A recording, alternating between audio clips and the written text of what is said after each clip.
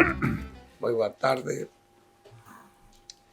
Benvidos, benvidas. Moitísimas grazas pola súa asistencia á presentación do número 7 da revista Follas Novas e grazas tamén á librería Cartabón Maribel por acollernos neste acto despois de tanto tempo que non veñamos por aquí.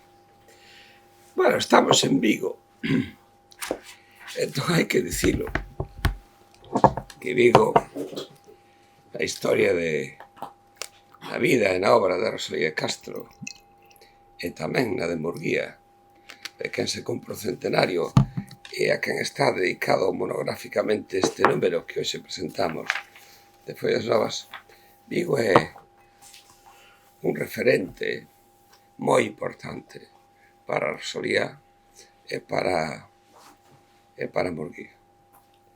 Aquí viron luz obras fundamentais dos dous autores e aquí os dous se levaron adiante empresas editoriais fundamentais na historia contemporánea de Galicia. Cantares Gallegos viu luz por primeira vez nas rúas de Vigo. É a primeira luz a primeira luz de Murguía, que tanto traballou e tanto considerou tamén a la oliva e al viño como referentes fundamentais da súa xeración. Así que estamos en Vigo, e Vigo é un territorio amigo para a Fundación Rosalía Castro, porque ademais, isto hai que dicilo, eu procuro recordalo sempre, hai un antes e un despois da conmemoración dos 150 anos da publicación de Cantares Gallegos aquí en Vigo. Aquel 2013, no que se fixo, entre outras cousas, unha exposición na barriga conmemorativa deses 150 anos. Eu creo que hai un antes e un despois. A presenza social de Rosalía, sobre todo, e tamén de Murguía. Ben, as miñas van ser palabras institucionais. Despois, o director da revista, Xosé Luís Axeitos, vai falarvos das características deste número. E Manuel Forcadela, autor dun dos artigos, tamén vai falar da temática sobre a que el escribe. Eu dicirvos que Follas Novas é unha aventura que xa leva 7 números, é unha aventura, son números anuais, digamos, por lo tanto, 7 anos. Antes existía unha publicación de estudios rosalianos, pero era certamente irregular. Agora conseguimos, coa dirección e co equipo de redacción que temos, pois conseguimos que esta periodicidade sexa anual, sexa regular. E a verdade é que é un esforzo grande para unha institución humilde como a nosa. Humilde, sí, pero que ten que estar á altura de todo o que hai alrededor de Rosalía Castro. E o que hai alrededor de Rosalía Castro e de Murguía é moito, é moitísimo, é moitísimo. Entón, únicamente o que quixemos foi concebir esta revista como unha canle, a pequena canle, para que os estudos académicos, as investigacións, as reflexións que se fagan alrededor dos estudios rosalianos de Murguía teña esa saída. Contamos en cada número coa colaboración dun concello que apadriña a edición, neste caso é o Concello de Arteixo, porque o número é o primeiro monográfico, o número está dedicado a Manuel Murguía con motivo do seu centenario. E Murguía é un autor vinculado, como todos e todas saben, ao Concello de Arteixo, dado que naceu en Froxel. Ten unha edición en papel, esta que hoxe presentamos, é unha edición online que se pode consultar, unha edición electrónica, que tamén podes consultar. Os aquí existentes teredes un exemplar gratuito desta publicación en papel. E dicirvos tamén que, a revista é un dos emblemas da Fundación, que é responsable, faise responsable un pouco desta difusión dos estudos rosalianos. Temos outras publicacións da obra de Rosalía de Castro, da súa obra, da correspondencia de Murguía, que dirixiu a xeitos con o profesor Barreiro. Os dous editaron 2 volumes da correspondencia de Murguía. Editamos a obra de Rosalía, editamos cousas que teñen que ver ca vida e ca obra de Rosalía de Castro, sobre todo. Pero a revista é un emblema para esta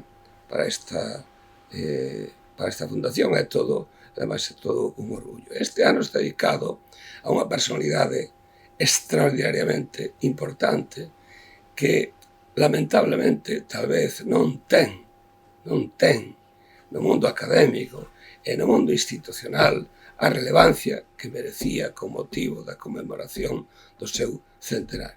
Isto é a nosa opinión. Facemos todo o posible desde a Fundación, colaborando con outras institucións, dedicando este número, a ver se podemos, ao longo deste ano, aínda facer máis cousas, porque Murguía merece. E na casa de Rosalía viviu Rosalía, pero tamén viviu Murguía. Tamén a casa de Murguía, e creo que somos responsables tamén desta conmemoración. Murguía, sen Murguía, a Galicia contemporánea sería outra, absolutamente outra. El ten un papel de inequívoca relevancia en todo o que se forxou, non só desde o aspecto simbólico, sino desde o aspecto ideolóxico, desde o aspecto literario, desde o aspecto académico. Murguía ten unha intervención, un impacto fundamental. É para ben en todos os aspectos, en todos. A súa vida foi unha lección de esforzo constante para defender un proxecto vinculado aos grandes principios revolucionarios do XIX, que son os herdados da Revolución Francesa, que compartía, desde logo, con Rosalía de Castro. A independencia, a liberdade e a igualdade. Detrás dele está a organización política do regionalismo que derivou no nacionalismo actual. Detrás del están os estudos, eso xa ninguén o nega, que nos devolven unha historia para Galicia. Detrás del están o esforzo por defender el que apenas cultivou a lingua galega, pero gran defensor dun campo literario galego autónomo, e aí enfrentouse en todos os aspectos se enfrentou a moitísima xente. Non imos citar aquí batallas que el viviu ao longo de toda a súa vida. Detrás del está a Real Academia Galega, detrás del, en fin, e ao lado del, á beira del, compartindo o mesmo proxecto, está Rosalía de Castro. A persoa que lea La Flor, o primeiro libro de Rosalía de Castro, e lea a recensión que el fixo nas páxinas de La Iberia, se reflexiona un pouco, ten que darse de conta ata que punto Murguía fixo unha lectura absolutamente visionaria daquel texto, no que se descobre como Murguía xa cría en Rosalía como a futura escritora nacional galega. É increíble. Eu a veces asústame o comprobalo e observalo. É dicir que un número dedicado monográficamente á figura de Murguía é pouco en relación ao que tiñamos que facer este ano arredor de Manuel Murguía. Moi pouco, pero polo menos é algo. É a achega que fai a Fundación Rosalía de Castro, grazas á dirección de Xosé Luis Axeitos, ao Consello de Redacción, no que está Pilar García Negro, Lidia Fontoira, Xosé Carlos Beiró, e a colaboradores como Manuel Forcadela, no seu caso estudou a bueno, un pouco a idea de a relación de Murguía co celtismo, non? Despois falará el diso. E grazas tamén a todos e a todas vós que nos seguides, que nos escoitades e que facedes que o noso traballo polo menos teña pois un eco, alguén que nos escoite, que parece que clamamos ás veces no deserto, non. Estades vós que nos axudades a seguir adiante. Así que moitísimas grazas a todos e a librería Cartabón. Moi ben.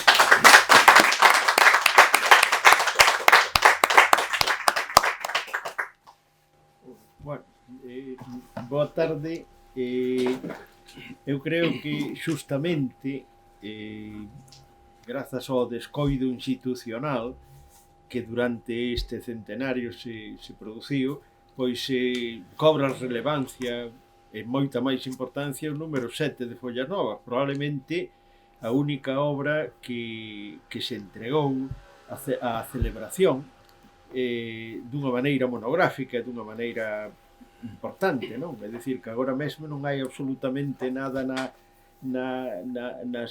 librerías, non hai nada que non fora justamente este número, non? Que se lle dedicou monográficamente, e que cobra moita relevancia justamente polo silencio institucional. Non me compra a min analizar o porqué deste silencio, non? Pero se é por ignorancia, moi mal. E se non é por ignorancia, peor aínda, se cabe, non? Porque, en definitiva, creo que Murguía, pois, bueno, é unha das grandes personalidades, pero que desde o primeiro momento tuvo un proxecto para este país, non? É dicir, o primeiro que xa no ano, tiña el 20 e tantos anos, escríbelle fai unha instancia á Diputación de Lugo dicindo que quere facer unha historia filosófica do país, que o necesita porque é un país postergado, é un país prácticamente silenciado, pero así, con estes términos exactos. Estamos no ano 1860, el naceu no 33, pois é prácticamente un rapaz, e nese momento acababa de casarse hai 2 anos, e ven para Galicia para dedicarse íntegramente ao país, non? Entonces, xa digo, é sorprendente o silencio, porque cando se celebrou o centenario do nacemento no ano 1933, bueno, unha serie de circunstancias tamén, houve unha certa postergación, de aprazamento, había 10 anos que morrera, estaba en pleno proceso da República, do Estatuto, era un momento político, fundamentalmente político, e o discurso historiográfico, o discurso intelectual nese momento, aínda que se tivese en conta, non foi celebrado. Se un analiza a prensa da época, prácticamente foron 12 artigos que celebrando e lembrando de que Murguía, que era o centenario de Murguía, non? Por outra parte, bueno, houve tamén intereses que de alguma maneira xogaron a favor desa propia postergación, non? Entonces, cando agora se nos presenta unha ocasión dun centenario que son cifras celebratorias importantes, e que poidéramos relembrar toda a súa, pois este silencio, pois, bueno, é cando menos sospeitoso, ou cando menos extraño, non? Eu sempre digo que para a nosa ventaxa evidente é que isto vai quedar aí, e creo que é un número pois realmente importante, porque incide en aspectos moi fundamentais. Primeiro, a visión de que Murguía non é un solitario. Murguía fai a súa historia de Galicia basándose nun equipo amplísimo, non? É dicir, que conta coa colaboración de xente no campo da bioloxía, no campo da arqueoloxía, no campo da literatura, toda a súa correspondencia, e a evocación aquí da figura, por exemplo, de Vítor López Seoane ou de Peón, etc., pois dá idea de esa situación, de que non estaba só foi un equipo e que cada un asumeu unha certa responsabilidade. E que todos eran conscientes de que estaban traballando pola visibilidade de poñer Galicia en primeiro plano, que era, lóxicamente, unha nación postergada. Claro, Murguía é curioso que o gran protagonismo que toman nese momento os arquiveiros e os arqueólogos, que son hoxe dúas profesións totalmente postergadas e incluso denigradas en certo modo, non?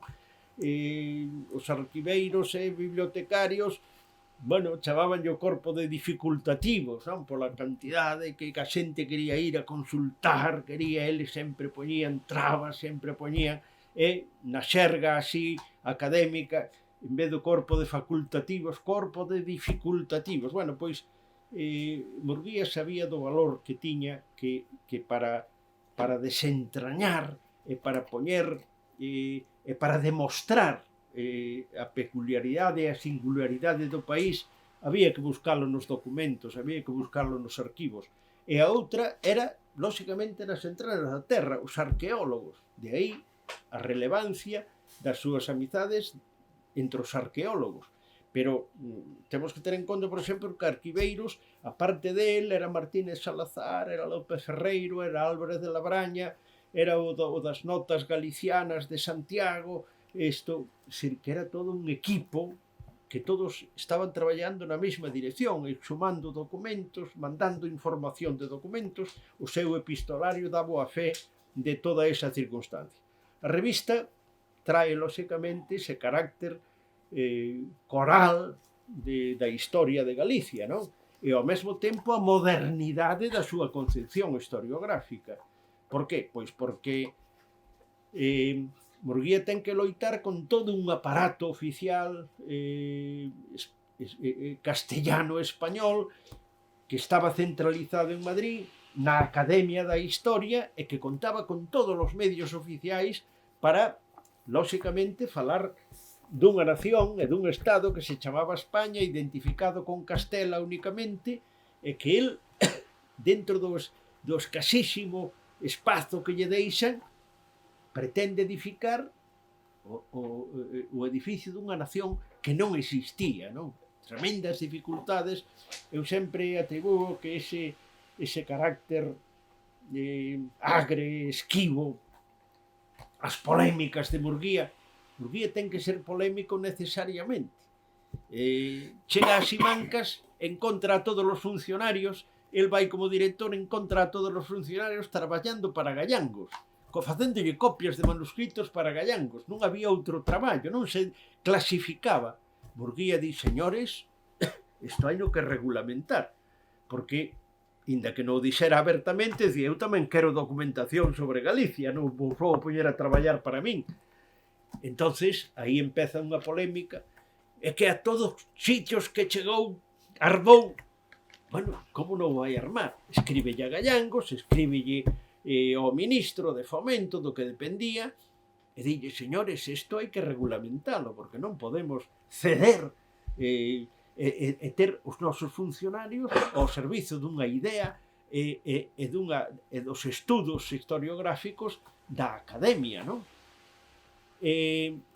Claro, e así foi sucesivamente. Cando chega a Coruña atópase co mesmo problema, etc. Tal maneira que a acritude de Murguía é porque está loitando contra un mundo prácticamente. Despois, cada vez que toma posesión un académico da historia, pois claro, exaltan lóxicamente a centralismo, España e Castela, etc. É dicir, que el tópase lóxicamente con un muro tremendo, que os seus estudos non era solamente estudar, era estudar e loitar contra toda esa situación, non?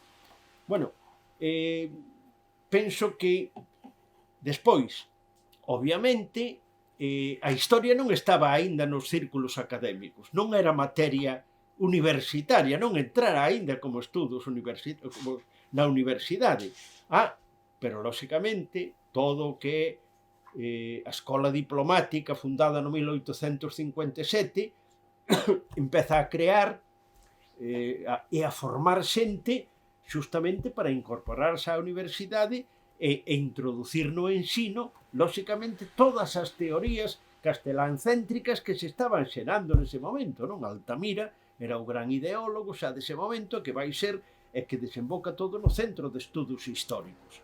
E claro, Murguía, lóxicamente, pois é un moicano que estás aquí tratando cos seus amigos de construir algo que prácticamente é chocar contra un muro prácticamente infranqueable, non? Pero, sin embargo, albisca xa inmediatamente que o ensino é fundamental. A primeira luz que estuda aquí Narciso de Gabriel vai nese camiño, anticípase, lóxicamente. É curioso que el, estando informado das direccións que está tomando a oficialidade historiográfica, aproveitase, lóxicamente, das súas indagacións, etc., para, lóxicamente, dirixilas hacia Galicia. Creo que o estudo da primeira luz de Narciso Gabriel é importante, sobre todo por eso, porque é a preocupación xa polo ensino da nosa propia historia, non? Xa digo, tendo en conta que nese momento a historia non formaba parte aínda dos estudos académicos. Probablemente a historiografía actual académica, que descoidou totalmente a Murguía, supoño que tamén, primeiro, tiveron unha formación lóxicamente oficial e oficialista, moi dependente do Centro de Estudos Históricos, como é natural, foron os tribunais que os examinaron, os que os incorporaron e demais.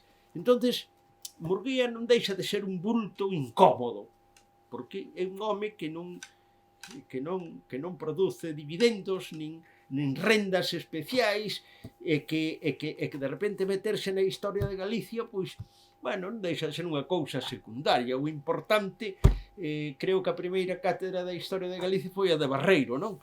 E algúns dos compañeiros casi en activo hoxe, bueno, eso non deixa de ser unha sucursal, non, da historia. Creo que Murguía, ese sucursalismo con que se concibeu a historia de Murguía, pois é tamén unha explicación do descoido en que está aínda hoxe, o descoido deste centenario, non? De todas maneiras, hai outros aspectos aquí moi relevantes que inciden no que é a cultura popular, no folclore, na música, etc., na cultura popular. A teoría de Murguía, nese momento, que era unha teoría prácticamente romántica e europea, lóxicamente moitos dos ronseis, dos vestixios da cultura nacional dos países está refuxiada, invisibilizada moitas veces na cultura do povo, non? Entonces, ese afán de Murguía desde moi cedo de recoller romances, non romances no sentido do romancero castelán, el chamaballe romances a todas as manifestacións poéticas de cultura popular, foran ou non foran romances. A negación de que non había romances en Galicia ven dese equívoco que se crea de que é un xénero popular totalmente estudado, a escola de Menéndez Pidal. Non, Murguía, el sempre que hai unha copla e ten de alguna maneira especial sensibilidade. Ele e a toda a familia, a filla e a propia Rosalía, manifestacións musicais, manifestacións folclóricas, anotaba absolutamente todo. Por qué? Porque era indicio de que había singularidades, que había formas que eran propias dunha nación que se chamaba Galicia. É a primeira vez que se atende a este discurso musical popular con dous artigos sobre a notación musical a través da colaboración de Marcial Valladares, non? Pero que, de alguna maneira, tal maneira que a revista vai incidindo nos puntos claves, digamos, da construción, das traves que construyen a súa propia historiografía. Sinto, non é porque estea aquí Forcadela, pero éme moi grato o artigo del que titula Manuel Murguía, raza, celtismo e hexemonía. Por que? porque xustamente desde sectores académicos da universidade única que hai en Galicia, que é de Santiago, ademais non existen, isto, aínda que vos sodes daqui da de Vigo, pero vos non existides, a ver se vos dades conta, pero xustamente se incide nunha situación que para min foi tremendamente grata, non? Porque escoitei algunha intervención na que, de alguma maneira, cando lle cae nas portas de entrada á universidade un bulto que se chama Murguía, pois hai xente que o esquiva, máis ou menos inteligentemente, fai que non ve, outros, bueno, intentan describilo dunha maneira así superficial, pero hai outros que queren justamente meterlle o dedo no ollo, a pesar de que pensan que está morto. E empezan a falar do racismo de Murguía. É un discurso moi usual en certos sectores, da mesma maneira que no nacionalismo vasco e no nacionalismo catalán, que sempre se inciden aspectos, esta xente que ten este aspecto racista, que tal e que... Bueno, creo que é un artigo que fai un tratamento racional, equilibrado e científico do celtismo de Murguía e dese carácter diferencial para, ou se quere falar do racismo. Creo que foi tremendamente oportuno e que, en definitiva, temos aquí o autor, espero que informe del da mesma maneira grata con que eu o presento. Moitas grazas.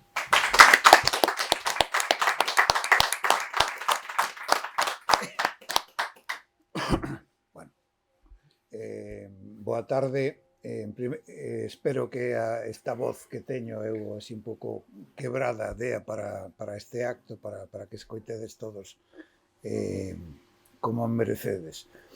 Imos ver, en primeiro lugar, o meu agradecemento a Anxo Angueira e a Xosé Luís Axeitos polo seu convite para participar neste número 7 da revista Follas Novas. En segundo lugar, creo que é moi importante que este tipo de publicacións se manteñan e se sigan vivas. Creo que son espazos imprescindibles para o pensamento e para a liberdade, porque agora que Xosé Luís falaba da universidade, das universidades, non sempre é tan fácil darmos a coñecer moitas das cousas nas que traballamos ou nas que andamos de alguma maneira pensando, en fin, porque non sempre resultan gratas e non sempre ese espazo da cometida do saber ou do saber, do coñecemento, non sempre está tan fácil para o analista, para o investigador, como parece. Moitas veces realmente o que nos encontramos, sobre todo no ámbito institucional galego, pois é basicamente a negativa das autoridades, das institucións pertinentes, pois a entender ou a darlle cabida a moitas das cousas que nos gustaría decir, pero que non podemos decir. Por tanto, eu celebro que espazos de liberdade como esta revista, como pode ser a Trave de Ouro, como pode ser a revista Tempos Novos, como, en fin, unha chea de humildes espazos tan grandes como este, pois teñan esa dimensión e esa acollida pois para todos os que estamos de alguma maneira nunha resistencia contra o que ven sendo o pensamento monolítico do liberalismo e do Partido Popular en Galicia. Ben, dito isto, eu quero simplemente explicar como chego a Murguía e como chego un pouquiño a este artigo que ides poder ler, pois, en fin, na medida en que a revista se reparte non só en papel, sino tamén a través da rede gratuitamente, de balde. En primeiro lugar, eu teño unha antiga relación con Murguía porque na miña tese de doutoramento que do ano 1992, pois dediqueille todo o espazo á obra de Eduardo Pondal, que, como ben saberedes, é un autor, diríamos, casi en paralelo, como esas moradías xeminadas que existen en Portugal, esas casas, diríamos, xemelgas, pois un pouco igual que logo vai ser, por exemplo, Risco e Cabanillas, pois nesta versión do 19 temos este par que é Murguía Eduardo Pondal. De tal maneira que a partir de aí xa empecé a darlle certa a centrar un poquinho a miña atención en todo o que tiña que ver con Murguía e moi especialmente sobre o celtismo, o feito de como se constitúe na Galicia de finais do XIX un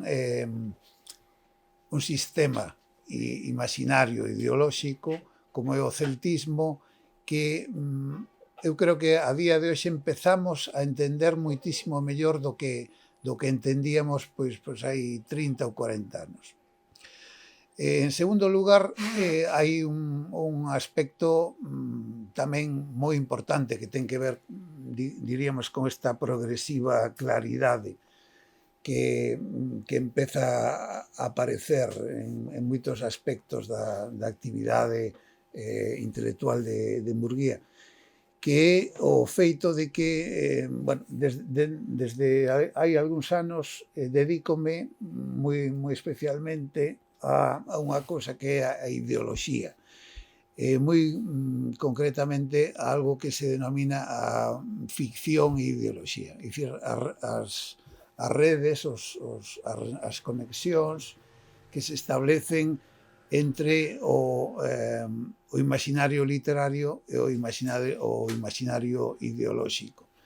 Entón, isto para min é moi importante e creo que sendo un aspecto en grande medida teórico, sin embargo, encontra o seu paralelo nos textos ficcionais, e non só os textos ficcionais escritos, sino tamén nos textos ficcionais que circulan polo mundo, en forma de discursos, de relatos, etc.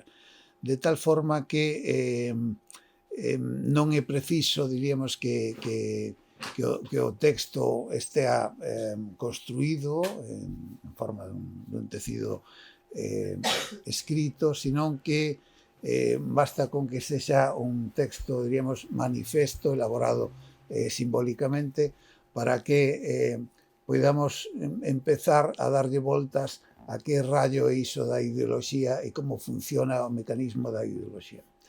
Vamos ver, aí hai 4, 5, 6, 7 autores e autoras que a min me interesan especialmente na medida en que describen todo un percorrido progresivo ao longo desde a finais mediados do século XIX con o famosísimo texto da ideoloxía alemá de Marx e Engels, ata os textos, diríamos, máis recentes, como poden ser, por exemplo, ainda que xa o autor xa está morto, de Ernesto Laclau, non?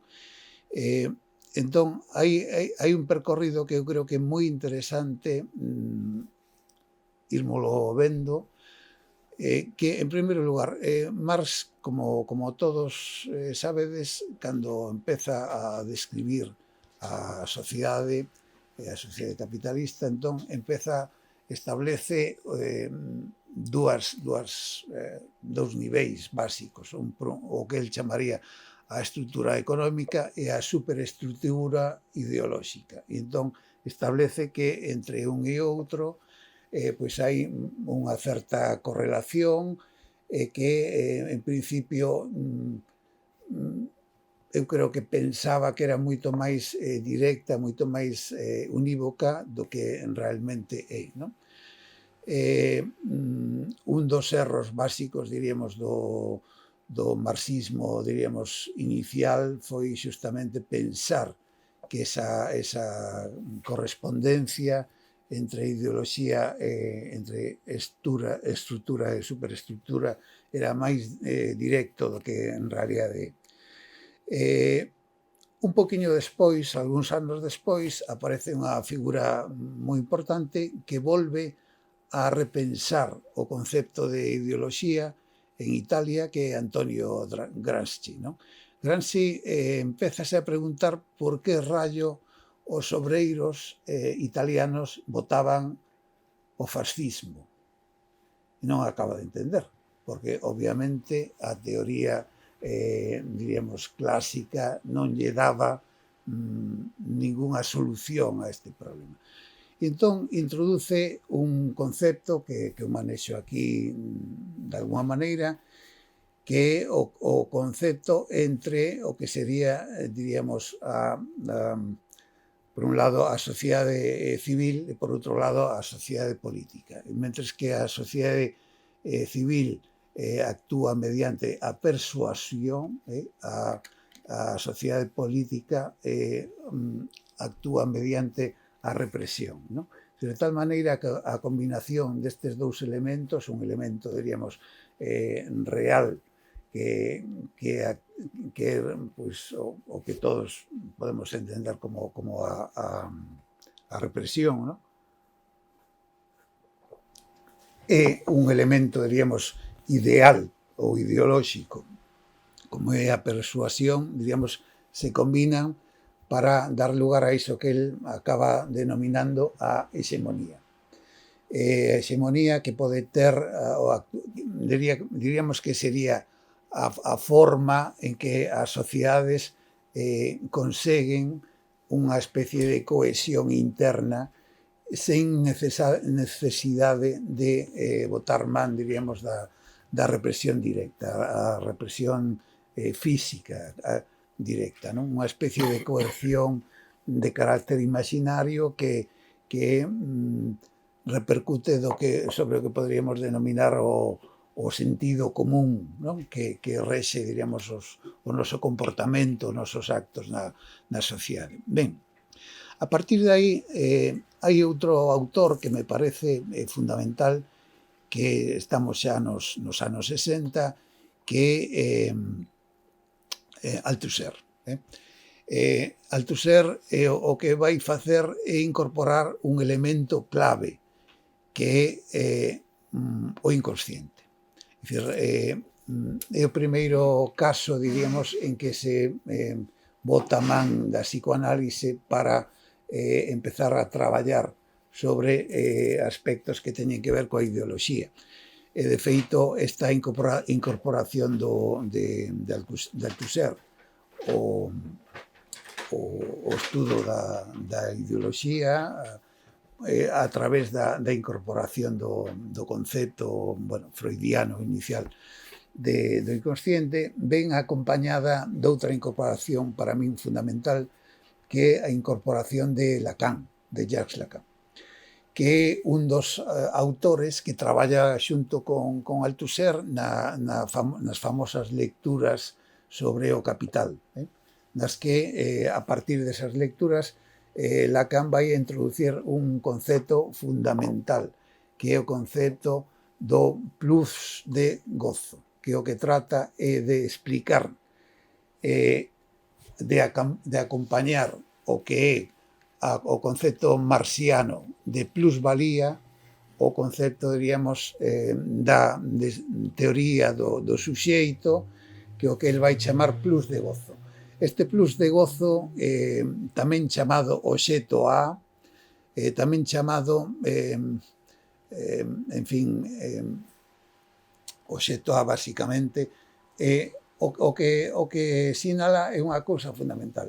Pensemos simplemente nunha operación tan simple como pode ser unha división, non? É dicir, hai un dividendo, hai un divisor, hai un cociente e hai un resto, non? Bueno, pois xustamente ese resto, dentro desa estrutura, diríamos, do xeral do suxeito, ese resto vai ser ese plus que sempre queda, algo que queda sempre e que sinala xustamente ese obxecto a que viría sendo, diríamos, o obxecto da falta, o obxecto, diríamos, que existe, diríamos, estruturalmente, pero que nunca se concreta nun obxecto común, non? De tal maneira que isto xa nos introduce, diríamos, nun aspecto que para min é fundamental, que é a idea de que o capitalismo non é só plusvalía, extracción da plusvalía, sino que o capitalismo é tamén extracción dese xogo, diríamos, con ese resto de gozo que sempre queda por gozar. Entón, aí hai unha idea, desde o meu punto de vista, moi interesante, que o seguinte dos autores, que tamén aparece citado por aquí, é Pierre Bourdieu, que o que vai facer vai ser un poquinho unha revisión da teoría, de toda a teoría da ideoloxía anterior, e establece basicamente dous conceptos, un que é o concepto de hábitus, e outro que é o concepto de doxa. É dicir, por tanto, aí na ideoloxía vai haber non só o peso da opinión, do que está, diríamos, aberto a ser opinado, a ser modificado mediante o enfrontramento ideolóxico, senón tamén o que está, diríamos, aberto a historia. É dicir, que ao longo da historia nos podemos ir vendo como un determinado significante vai evoluindo e vai manifestando nesa súa evolución de sentido, de cal é o sentido que adquire en cada unha das etapas históricas, pois unha dimensión, diríamos, propia, que podemos cinxir ou relacionar con determinado momento histórico, non? Ben, esta idea da doxa de Bourdieu establece tamén outra cuestión fundamental, que é o lugar onde se leva a cabo a loita, e isto, neste sentido, non está nada lonxe da teoría, diríamos, debuxada por Gramsci, o lugar onde se leva a cabo esta loita polo sentido. Ben, e logo, finalmente, un autor que está moi de moda, que estivo moi de moda recentemente, sobre todo porque desde o momento en que Pablo Iglesias o puxo en circulación, leuse bastante durante uns anos, que Ernesto Laclau, un sociólogo argentino, autor dunha serie de libros que, por certo, circulan gratuitamente de balde por aí por internet, que poden ser perfectamente baixados e lidos, e que introduce un concepto que, por outro lado, tamén viña de Lacan, que é o concepto de significante valeiro. E o que di Laclau basicamente é o seguinte, é dicir, el di que hai unha serie de significantes. Cando falamos de significantes seguimos, diríamos, a acepción da lingüística xeral, ¿no? de Saussure, é dicir, unha palabra, un vocábulo que de repente se nos presenta carente de significado. É dicir, e por tanto que o espazo, diríamos, do seu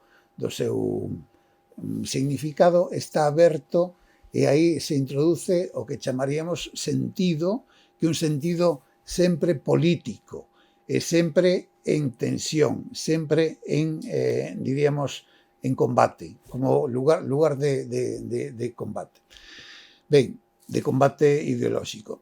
Ben, é moi interesante descubrir o seguinte, e que o que se debate nese espazo vacío do significante, o que sería o lugar do seu sentido. Bueno, pois basicamente o que se debate é algo que forma parte constitutiva do que é a ideoloxía, que é, en primeiro lugar, o conflito entre o local e o global, o diríamos eterno e o histórico, o particular e universal. Básicamente, eses son os tres grandes debates. É dicir, de tal maneira que nos podemos establecer casi como unha especie de operación mental recorrente e moi simple, que significa sempre que vexas un significante asociado á eternidade, desconfía, porque o máis probable é que sexa histórico. Sempre que vexas un significante asociado a o universal, desconfía, porque vai ser local. E sempre que vexas un significante asociado ao universal, desconfía, porque vai ser justamente particular. Fixadevos que entón, claro, isto serve para moitísimas cousas, porque aquí o que está en xogo non é só, hai centos de significantes polo medio. É dicir, pensade, por exemplo, naquel famoso grito do feminismo inicial, cando decían non somos histéricas, somos históricas. Pois aí está. Realmente poderíamos resumir a actividade de Murguía nun lema moi simple. Son palabras que el nunca escribiu, pero que, de alguna forma, sí que nos darían un pouco a unha especie de resumo do seu pensamento. E é, frente a esencia histérica de España, a existencia histórica de Galicia. Eu creo que este sería, basicamente, o lema de Murguía. Ben, o que eu fago neste artigo, basicamente, é describir por que Murguía o que fai basicamente é unha operación de contrahexemonía. É dicir, o que fai é simplemente coller a ideoloxía, diríamos, principal da época e de construíla e, obviamente, darlle un sentido distinto, non? A determinadas palabras que van ser, obviamente, palabras significantes claves, como pode ser a palabra nación, como pode ser a palabra raza, como pode ser, en fin, a palabra mercado, a palabra cultura, a palabra lingua, etc. Entón, desa operación, que eu creo que xa se ten dito que, bueno, digo eu no artigo varias veces, que Murguía e Gramsci non teñen ningún punto de contacto, é dicir, xa por motivos obvios de carácter histórico, porque son persoas en fin, que é imposible que pudesen coincidir de ningún tipo, de ninguna maneira, pero de algún xeito sí que hai como unha especie de feitizo común, non? Que seguramente veña dado por aquilo que Darío Villanueva falaba nun dos seus ensaios sobre como o polen de ideas, non? É dicir, como se de repente aparecese aí unha idea que pois vai xerminar en lugares sen ningún tipo de contacto, pero que, sin embargo, podese ver perfectamente que hai xente que está seguindo a mesma pista. Eu creo que Murguía, neste sentido, traballa aí, é dicir, traballa sobre un aspecto fundamental, e é que é algo, por certo, que comparte con Pondal, claro, porque os dous son, diríamos, os herdeiros do espírito do 46, de 1846. Ese momento en que se produce a revolta en Galicia e aparece esa primeira revolta provincialista. Galicia, pois, bueno, ten así como unha especie de estatuto implícito primeiro, e Murguía sempre recordará como, de alguma maneira, o seu pai, que tiña unha farmacia ali na praza do Pan, o que hoxe é a praza Cervantes de Compostela, pois recollía e atendía na farmacia a feridos que viñan do enfrontamento que estaba tendo lugar en Cacheiras entre o exército resistente frente ás tropas chegadas de fora para reprimir esa rebelión. Entón, eu creo que aí Murguía é plenamente consciente de que estáse a dirimir unha batalla sobre o sentido, primeiro, do significante patria, en segundo lugar, outra batalla sobre a nación, obviamente, e todos os engadidos que veñen a continuación. De tal maneira que a partir dese momento Murguía empeza a traballar, faino obviamente coas ferramentas intelectuais do seu tempo. Claro, é moi fácil pensarmos todo isto cando nós pois somos herdeiros do século XX, somos herdeiros do estruturalismo, somos herdeiros da psicoanálise, de toda a filosofía do século XX e da que levamos do século XXI, e temos, diríamos, moitísimos máis instrumentos para pensar. Claro, entón, a él o que chega é simplemente un combate entre a posición francesa da nación, que viña de Voltaire, e a posición alemá da nación, que viña de Elder, de Herder e de Hegel, ¿no? E entón, obviamente, aí, frente a esa idea, diríamos, xacobina, da nación Estado, da nación realmente igualada ao Estado e que non pode existir fora da sociedade civil, que é un aspecto tamén que, en fin, habería que darlle voltas, pero tamén coincide en parte co dito por Gramsci.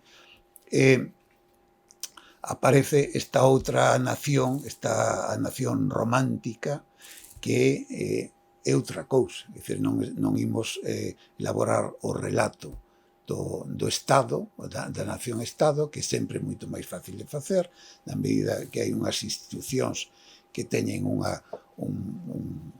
desplazamento polo tempo, non? E que é fácil de limitar, pois agora monarquía, agora república, goberno de tal, goberno de cual, bueno, e, sin embargo, facermos, diríamos, esa outra lectura da historia interna, que é moito máis complexo de facer, non?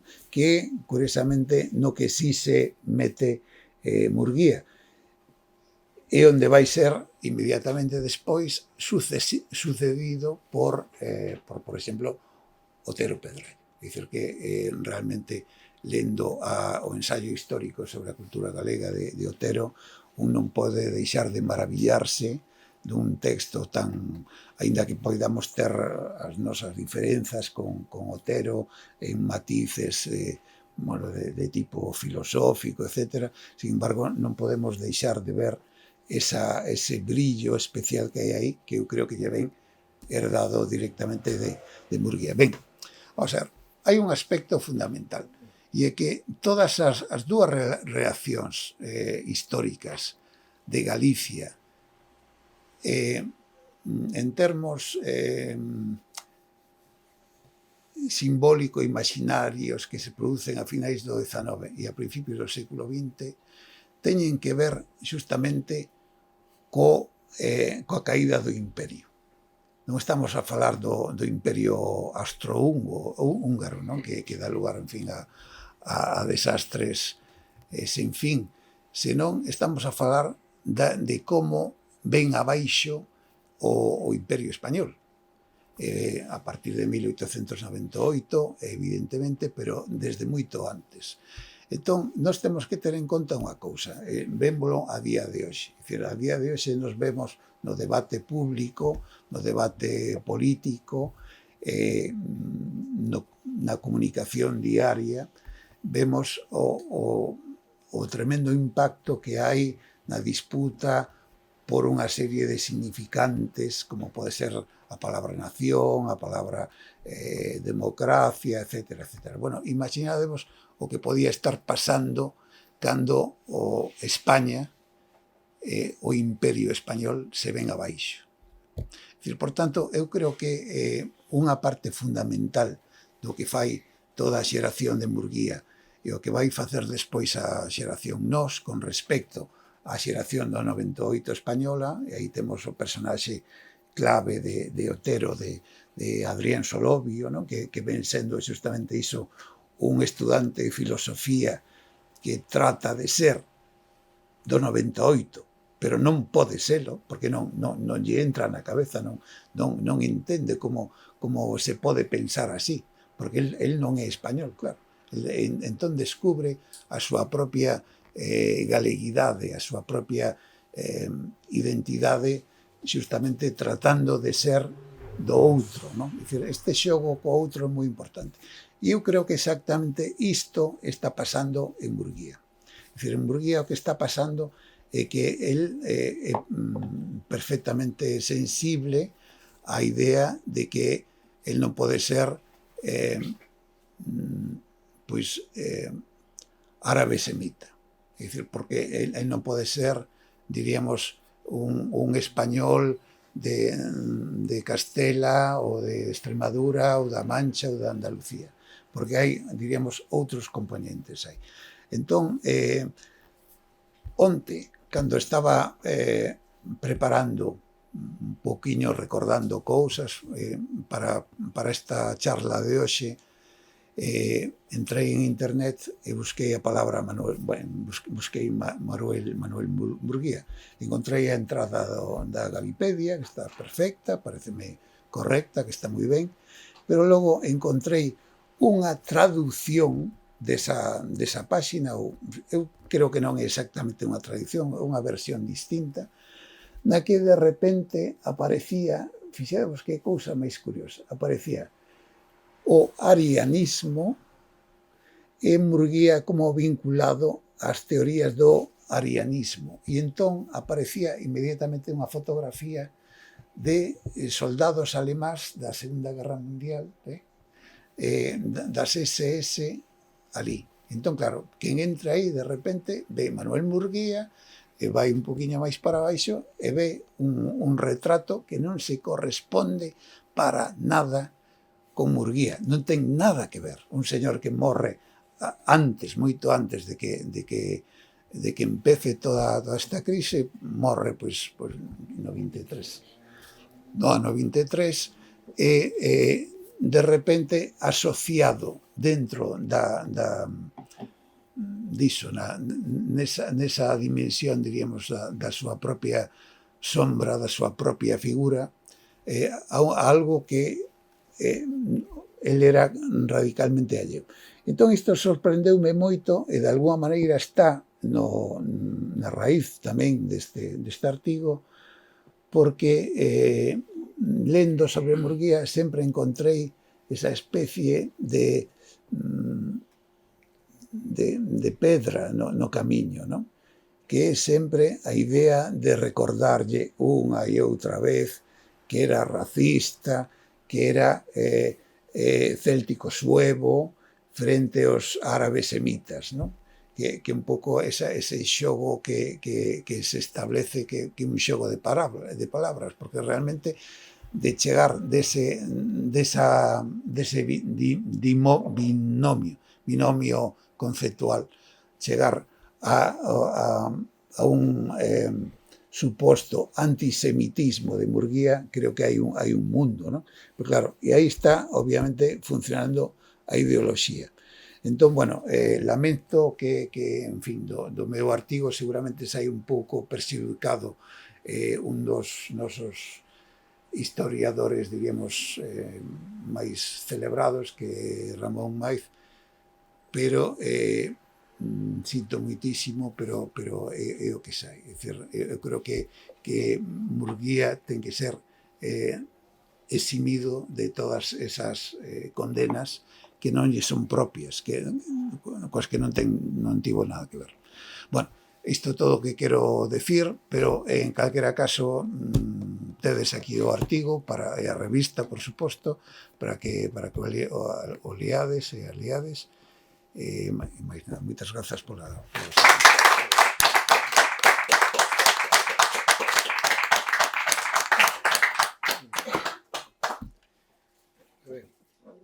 Se hai alguna cuestión, alguna pregunta. Si se pode facer, non? Bueno, crees que a Mursía o tratarían de outra maneira a Xunta de Galicia si fora como Emilia Pardo Bazán, defensora do castelán, da clase alta, o sea, todo o que é a monarquía española, España como nación, todo iso? Para que vai a pregunta? Non sei, para calquera dos tres. Pois, no, hai un dato. A Emilia Pardo Bazán dedicáronselle en Galicia 2 congresos internacionais o ano do seu centenario, que foi hai 2. A Murguía, de momento, non está no horizonte ningún evento dese tipo. Non sei se isto contesta un pouco... O sea, 2 congresos preparados pola Xunta de Galicia. Pola Xunta de Galicia, polo Consello da Cultura Galega, pola Real Academia Galega. Non sei exactamente en que nivel estaban, pero, bueno, eran congresos de institucións representativas galegas. Os 2. E aquí, no caso de Murguía, non hai ningún no horizonte. Por qué? Cal é a pregunta cal é? O sea, entón, era porque Murguía defendía o galego, non era como... Por qué? Pois non sei. Probablemente a figura de Murguía pois resulta, como dixeron os 2, unha pedra no camiño e un bulto que aparece na porta da universidade. Unha figura máis incómoda, máis complexa e que é máis difícil de someter a un discurso ao mellor máis plano, esperable. É unha figura máis complexa, pero sen dúbida, para o que a Galicia contemporánea infinitamente máis importante ca de Emilia Pardo Bazán, sen dúbida. Pero a realidade é esa, efectivamente. Aparte que creo que a figura de Pardo Bazán coincide con todos os valores hexemónicos que está defendendo a actual cultura oficial, non? É dicir, ten autoritas, relacionase co feminismo, relacionase cunha clase social ilustrada, culta, é dicir, os parámetros, digamos así, de eses esquemas, digamos, que se aplican á economía, aplicados a Pardo Bazán con respecto á cultura hexemónica, coinciden todos prácticamente no mesmo horizonte. E Murguía non é só que non sea hexemónico, sino que é un perdedor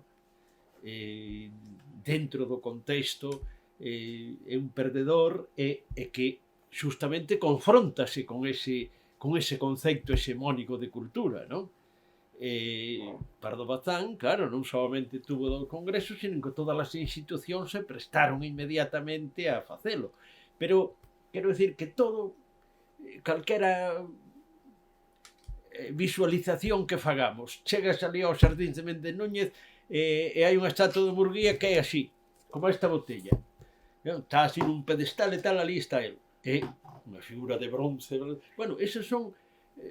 pode ser unha anécdota, bueno, pero é unha anécdota, digamos que a cultura estatuaria que se crea nas cidades reflicte prácticamente as ideoloxías, e reflicte as importancias e as autoridades que lle concedemos aos discursos que cada un evoca. Bueno, pois, telo aí exactamente igual, non? É dicir, Perdona, podes dicir unha cousa? Non me digas que Pardo Bazán defendía o feminismo. Defendía o feminismo para as clases altas. E a cultura, vamos, si vives en Galicia e ignoras por completo a literatura galega, culta non eres. No, bueno, eres parcialmente culta, parcial. Pero eso para decir aquí que estamos 12 persoas, perfecto, pero non o digas fora de aquí porque Pardo Bazán é feminista. Hai libros, hai monografías que se venden miles de exemplares defendendo, lóxicamente, que quixo entrar na academia, que foi membro de tal, que estaba no Ateneo, que loitaba contra eso. Iso é o que hai fora. Ahora, que é un discurso, claro, evidentemente, pero é un discurso minoritario, é un discurso prácticamente afogado, invisible, totalmente invisible. Calquera persoa que lea todos os días salía unha noticia do Congreso, ve unha persoa de Estados Unidos, outra de Francia, outra de tal, Pardo Bazán. Murguía era pequeniño, non se vía, non apareceu. Bueno, esa é a realidade que temos que facela, por eso non resulta nada doado traballar sobre temas en que un, de alguma maneira, se asocia cun perdedor e que ti, de alguma maneira, estás defendendo unhas teses que sabes que non van a ir máis alá desa situación. É dicir, bueno, hai que saber eso e termos que ter claro, non? Unha desas monografías foi afirmada por Marilar Aleixandre e María López Sández, de Editorial Galaxia, que tamén son académicas de aquí da institución, incluso Pilar García Negro tamén fixo a súa contribución cando foi o congreso de Emilia Pardo Bazán, o sea que eso non podemos obviar.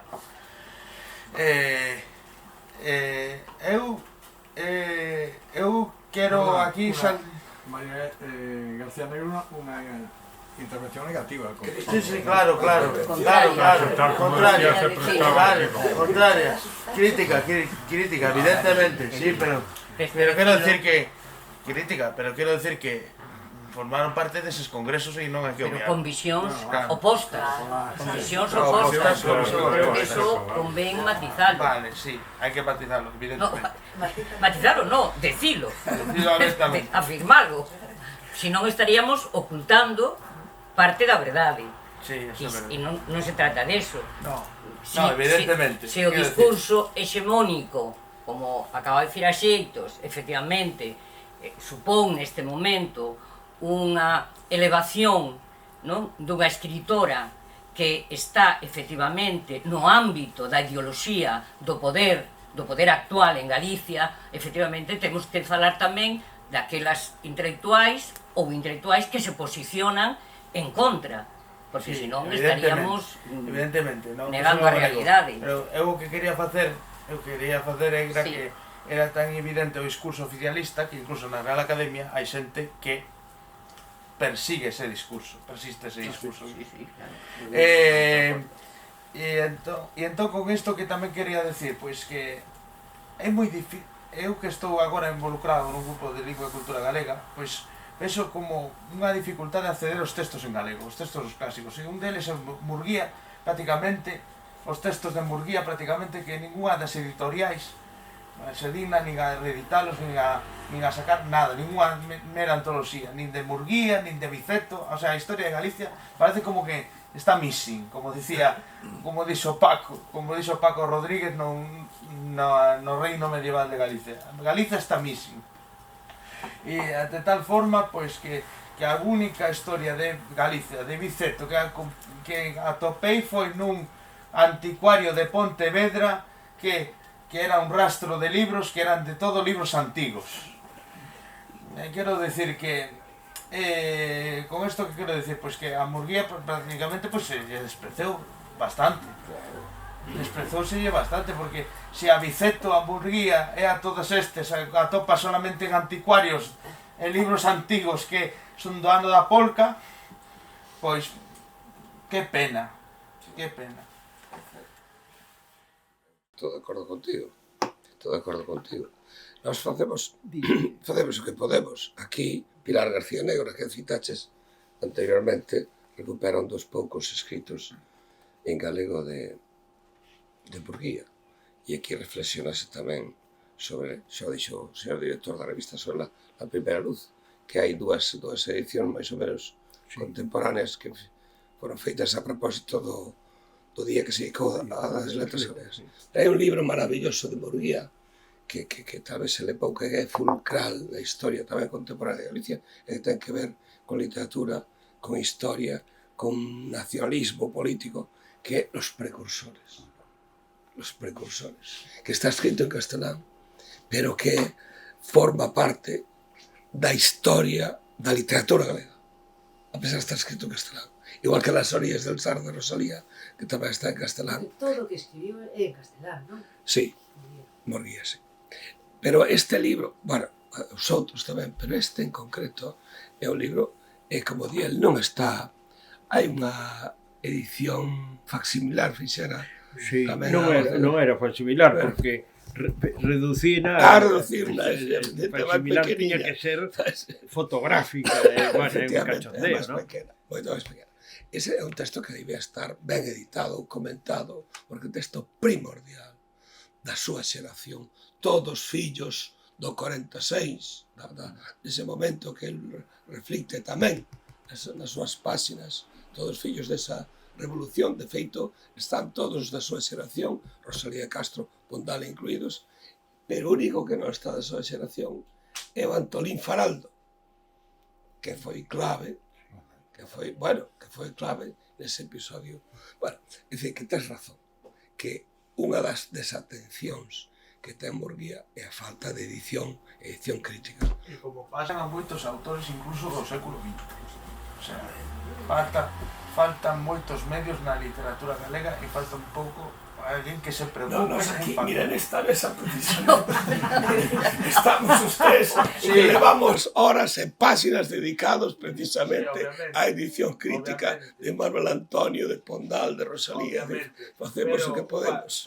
Falla que as institucións se preocupen un pouco máis. A ver, eu quero romper unha lanza sobre esta diatriba que tivemos de Pardo Bazán e vale, penso que cada un ten a súa loita e que non se cruzan. A loita de Pardo Bazán era o feminismo, para nada de regionalismos ni galleguismos, e a loita de Murguía é o nacionalismo, o regionalismo no seu tempo. Entón, son loitas que non se cruzan. Sí que se cruzaron. E de feito moi un choque brutal. Cruzaron. O choque Rosalía Murguía Pardo Bazán. Eso está escrito, está nas bases. Pero Murguía, Pardo Bazán cedeu a súa casa para... Bueno, sí. Non, Pardo Bazán non, foron as herdeiras. As herdeiras. Non, digo la casa de La Coruña. A casa da Coruña. A casa da Coruña, pero foi nos anos 50, levaba Pardo Bazán morta... Ai, foi moi posterior. Bueno, no 55. No ano 55. Bueno, e a diatriba... Foi a viúva do fillo de Xaime, a máis a filla, entonces foi unha cesión unha vez que morreran elas, entonces que quedara para quedar para a academia, pero foi no ano 55, non ten nada que ver unha cousa coa outra, non? E máis, eu creo que é imposible explicar a trayectoria de Murguía e da Pardo Bazán sin as claves políticas e ideolóxicas que de alguna maneira se explicaron aquí, non? Ou en parte. É dicir, é un discurso tan eminentemente político e tan frontalmente político que por iso chocaron. É dicir, non podemos escamotear esa circunstancia. Si non entendemos que Murguía está facendo unha loita política, pero unha loita declaradamente e conscientemente política. Murguía chega un momento en que di eu a historia xa está aí, o que podo facer da historia, pero se queremos reivindicar a nación a partir de 1890 aproximadamente, por poñer unha data, temos que facer un partido político e temos que ter un discurso político. É o momento en que el se acolle ao periodismo, son textos breves, son discursos e tal, justamente o que máis se pode parecer á divulgación ideolóxica, un mitin, se queremos. Bueno, entonces, ese é un discurso aí tan visible e tan frontalmente distinto que non se pode explicar máis que por eso. A mí pareceme trivializar ese discurso se o enfrentamos e dir é que tiña ciúmes unha doutra, unha muller. Eso é trivializalo, que tamén pode ser, que non podemos descartar, pero é un confronto ideolóxico e totalmente consciente por parte dos dous. É dicir, que hasta ese punto. E por outra parte, o feminismo forma parte do discurso político, evidentemente. Sí, pero vamos, que cada un iba pola súa conta, por non pensaba eu. Pero non, pero chocaron no camiño, porque Pero se atoparon moitas veces. Chocaron moi forte. Sí, de feito se gritábanse. Claro. Pero eu pensaba que era que nun discurso que fixera a Pardo Bazán non recoñecer o cabadón da morte de Rosalía, que non lle... Eso tamén, porque Rosalía formaba parte, estaba integrada tamén nese discurso, ou ela tamén generaba ese discurso, entonces era o discurso o que realmente se enfrontaba, non? É dicir, discursos ideolóxicos, profundos e moi opostos, totalmente distintos, de Pardo Bazán e Rosalía Murguía. Nós temos unha tendencia neste país noso a escamotear sempre o discurso político. É dicir, nós sempre queremos o mes de maio, con o Loas a María e tal, e xogos florais e tal, pero é que non o podemos evitar, é dicir, isto fundamentalmente iso, e querémolo escamotear porque nos interesa tamén ideolóxicamente, é unha forma de discurso. A dereita sempre escamotea o discurso. E recolles na revista esa diatriba fondal, Murguía, Pardo. Está tratada, non neste número, pero ten, na rede hai versións, entrase simplemente con poñer follas novas, sala o Fundación Rosalía, despois clicar na revista e sala artigo por artigo. E aí sí que ten tratamento individual, Pilar García Negro, monográfico. Pilar García Negro escribeu un número anterior sobre isto. E tamén nese congreso tamén falou deste tema. Eu creo que, Forcadela, ao longo da túa exposición falaches das relacións entre a ficción e a ideoloxía. A mí se me ocurre que se pode ver perfectamente a ideoloxía fundamentalmente reaccionaria, por suposto antigalega, de Emilia Pardo Bazán, antigalega desde o punto de vista lingüístico e reaccionaria desde o punto de vista político, por exemplo, en Contos de Marineda.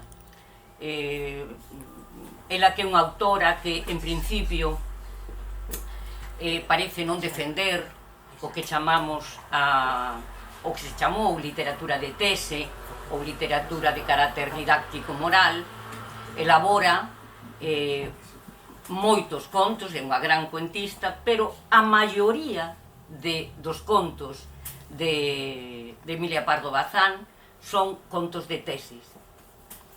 A mí se me ocurre traer agora aquí ao caso, porque ben, creo eu, hai un conto precisamente dese libro que se titula Morrión e Boina, que é un canto descarado, se me permite, ao carlismo. Movemento, por outra parte, no que ela mesma e o seu pai participaron. Foron visitar ao aspirante, ao pretendiente. Pero, quer dicir, eso nin siquiera se oculta. É dicir, é unha literatura que está aí para quen a queira ler e que evidencia os tintes ideolóxicos claros que tiña dona Emilia Pardo Bazán.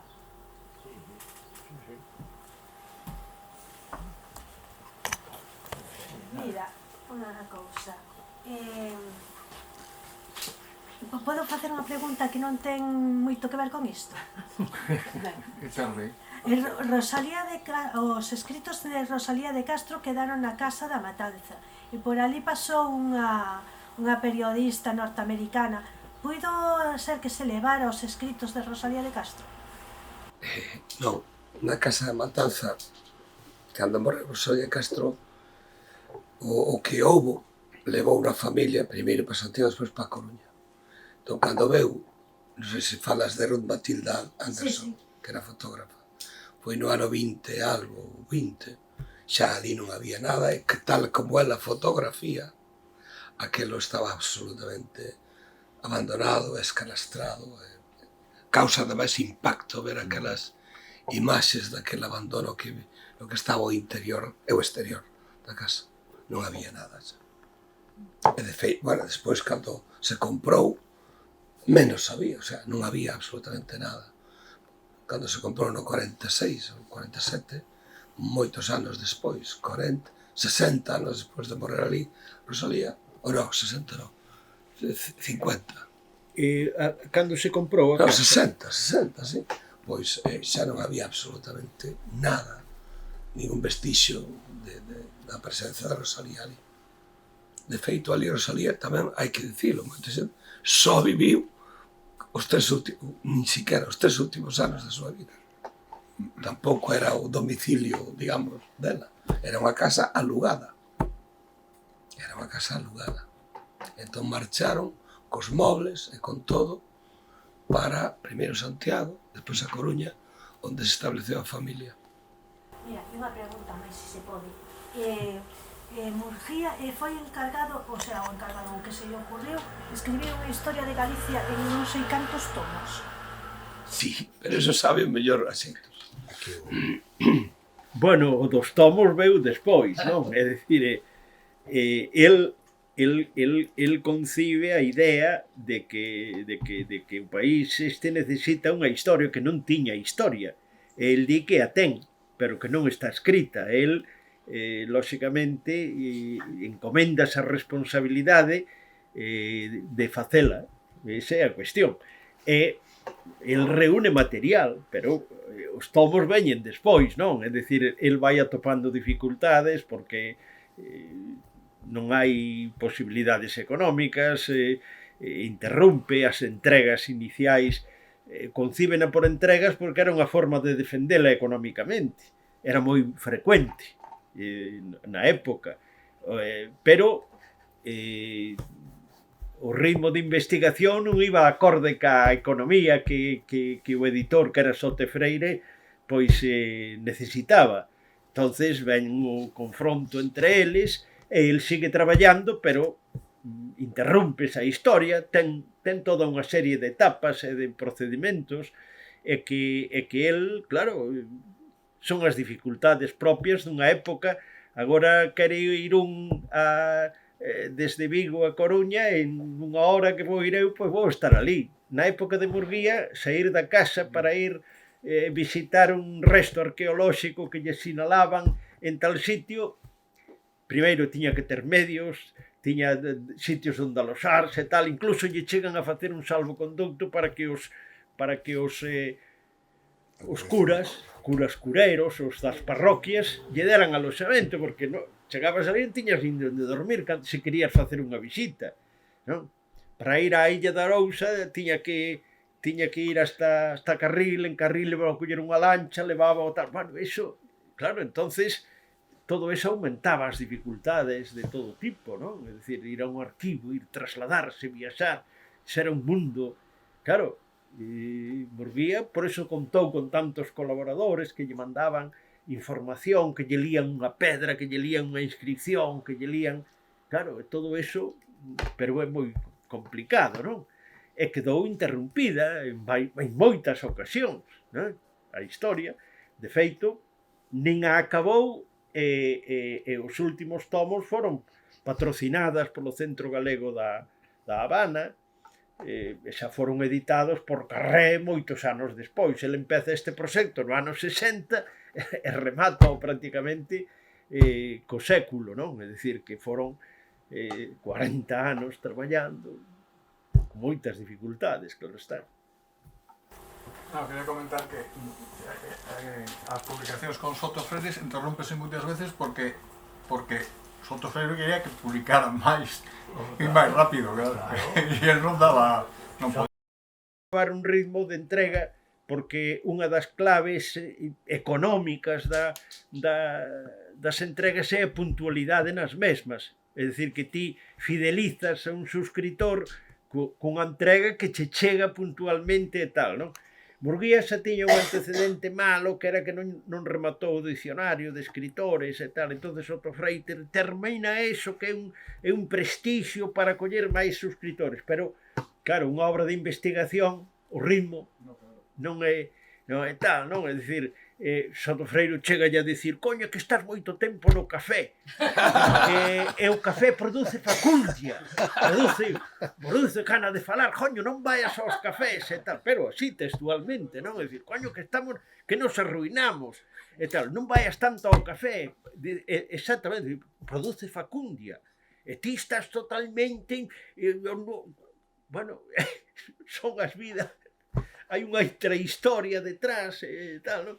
Por outra parte, el con Soto Freire tamén chocaba, porque, claro, Soto Freire era un home moi conservador, non? Moi clerical, os cafés, cuidado, as salidas públicas, el facía novenarios, vendía rosarios, tal. E, claro, Murguía, era un home de tertulia, de café, de diálogo, de discusión, de tal. Claro, era unha cousa tan diametralmente oposta que, claro, o outro di, coño, é que non me entregas porque vas ao café seguido. E o café produce facundia, lle digo o Soto Freire. En fin, é unha historia moi complexa, a intrahistoria dá moitas claves tamén, non? Da situación. O mundo da edición en Galicia era moi precario, moi precario, non? É dicir, claro, temos compañel, vale, joder, pero, hostia, isto non podían imprimir dúas cousas á vez que non tiñan tipos de abondo. Esa é a cuestión. É dicir, non había tipos para estar compoñendo 3 libros ao mesmo tempo. Estabas compoñendo un, e viña o compoñedor, e se enfermaba o que facía a compaxinación o compoñedor, quedaba paralizada a imprenta, era un home na máis, era un empregado, e Soto Freire, coño, me enfermou el tal, alá iba, parálise. Esa, claro, todas esas cuestións forman parte tamén da cultura, moi importante, non? Forman parte da cultura. Non me chegou papel porque a ferrocarrilana quedou... Alá vai, outra interrupción Pero sí, eso moi frecuente, non? Eran empresas familiares, moi domésticas, todas, coño, a librería tal vendía rosarios, vendía estampas, vendía produtos para o calzado, vendían tal, porque non había, en fin, era a infraestructura que había, non? Maribel, ti, rosarios. Non son de Rosario. Bueno, creo que o podemos deixar xa aquí, non? Moitísimas grazas e tendes un exemplar ao vosso dispor, vale?